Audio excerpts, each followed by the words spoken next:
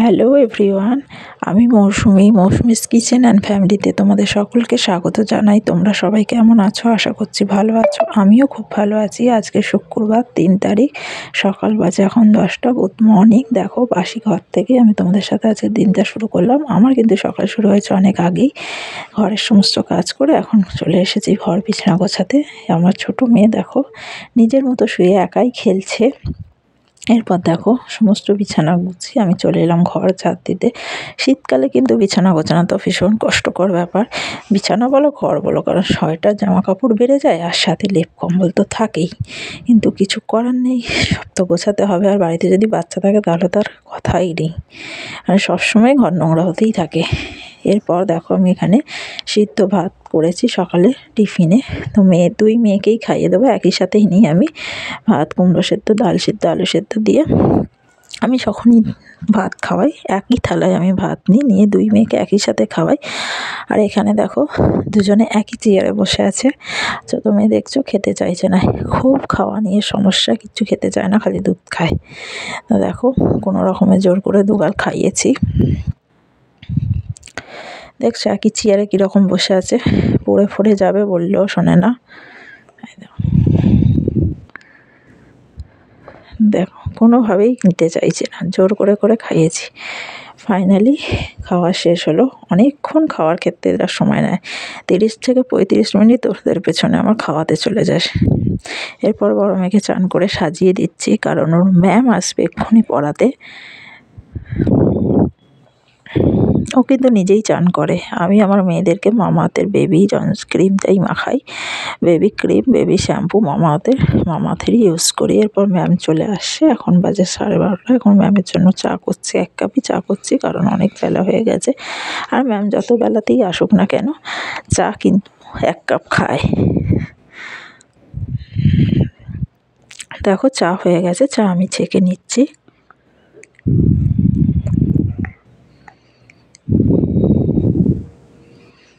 এরপর আমি চা নিয়ে চলে গেলাম ম্যামের কাছে।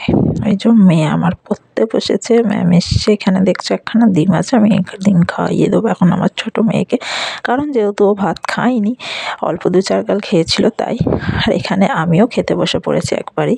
এরপর দেখো আজকে তরকারির জোগাড় করে নিয়েছি। সমস্ত সবজিগুলো না ফ্রিজে পড়ে শুকিয়ে যাচ্ছিলো, তাই ভাবলাম চলো আজকে 5 মিশালি একটা সবজি করা যাক। এখানে আলু, বেগুন, গাজর, ক্যাপসিকাম, সিম, পটল এইসবই ছিল, কুমড়ো। তো আজকে কী রান্না করেছি তোমাদের সাথে শেয়ার করি। এখানে হাঁড়িতে আছে গরম ভাত, সাথে আলু সিদ্ধ দেওয়া আছে, মুগ মুসুর ডাল করা হয়েছে পেঁয়াজ ফোড়ন দিয়ে।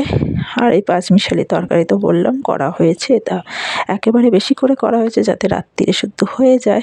একখানা ডিম ভাজা আছে আমার বরের জন্য, 2খানা দেখছো ডিম সেদ্ধ আছে। ডিমগুলো এইভাবে রেখেছি কারণ এখনও খোলা ছাড়ানো হয়নি, তাই আমার আর আমার বড় মেয়ের জন্য। আমার ছোটো মেয়েকে তো দেখেছো আগেই খাইয়ে দিয়েছি।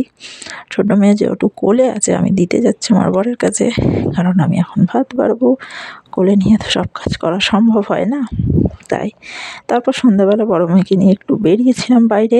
আর বাইরে বেরোলে শীতকালে তো ফুচকা খেতেই হবে, তাই চলে এসেছিলাম ফুচকা খেতে। আর তারপর ফুচকা খেয়ে চলে এলাম একটা তেলে ভাজার দোকানে। আমি যখনই বাইরে বেরোই এই তেলে ভাজার দোকান থেকে কিন্তু আমি তেলে ভাজা কিনে নিয়েই যাই প্রত্যেক দিনই বলতে পারো, শুধু নিরামিষের দিন বাদ দিয়ে। বৃহস্পতিবার শনিবার যেহেতু নিরামিষ খাই, ওই দিনগুলো কিনি না, বাদ বাকি যেদিনে বেরোই কিনি। এখন তেলে ভাজা কেনা হয়ে গেছে, এখন এসছি আমি আটা কিনতে। দেখো ফাইনালি আমি বাড়ি ঢুকলাম। এখন হাতে আমার দেখতে পাচ্ছ আটা আছে, আর কালো প্লাস্টিকে আমার ছোটো মেয়ের প্যাম্পার্স কিনেছি এবং দুধ কিনেছি। সব কিছু কিনে নিয়ে আমি বাড়ি আসছি। এখানে আমার বড় মেয়ের হাতে তেলে ভাজা আছে, নিয়ে যাচ্ছে। আমাকে বলছিল দাঁড়াও, আমি বোনকে গিয়ে সারপ্রাইজ দেবো, এই জন্য আমাকে যেতে দিচ্ছিল না। বাড়িতে এসেছি তখন 8:30 বাজে। যেহেতু সন্ধ্যেবেলা তাড়াহুড়ো করে বেরিয়ে গেছিলাম, তাই চা খাওয়া হয়নি, বাড়িতে এসেই খেলাম। এখানে চা খাচ্ছি আর ওখানে টিভি চলছিল, দেখছিলাম।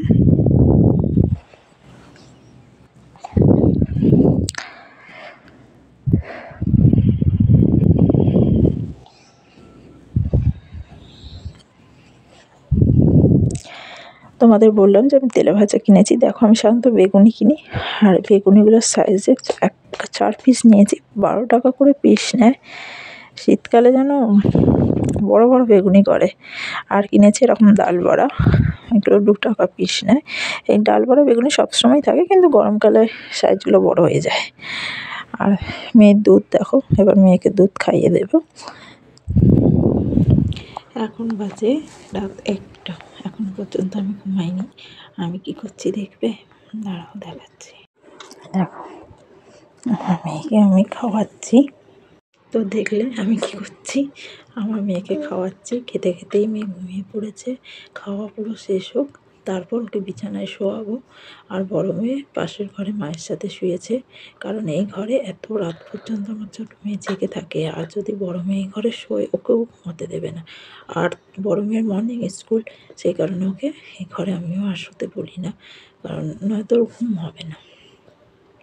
তো চলো, জানো তো কাল রাত্রিরে সারা রাত ঠিক মতো ঘুমাইনি, আজ দুপুরেও ঘুমাইনি, সারা দুপুর খেলেছে। সুতরাং বুঝতেই পারছো আমাকে একটু ঘুমাতে দেয়নি কাল রাত থেকে। তো এখন প্রচুর ঘুম পাচ্ছে, জানি না আজ রাত্রিরে আবার কী করবে। শীতকাল হলে না এরা বিছানায় শুতে চায় না, ঠান্ডা লাগে না কি আমি বুঝতে পারি না। যেদিন দেখবো ঠান্ডা খুব বেশি পড়ছে, সেই দিন আর বিছানায় শুতে চাইবে না। সারা রাত 10 মিনিট ঘুমাবে, তারপরে আবার উঠে পড়বে। এই চলে সারা রাত একদম সকাল পর্যন্ত। তো জানি না আজ রাত্রিরে কি অপেক্ষা করছে, তো কি আর করা যাবে। চলো, আমি যতটুকু পেরেছি একটু একটু করে তোমাদের সাথে শেয়ার করলাম। যদি ভিডিওর কিছু ভালো লেগে থাকে তাহলে অবশ্যই লাইক করো, কমেন্ট করো এবং প্লিজ সাবস্ক্রাইব করো। আমার পাশে থেকো, আমার চ্যানেলটিকে একটু ভালোবাসা দিও। চলো, গুড নাইট। আবার আসছি নতুন কোনো ব্লগ নিয়ে।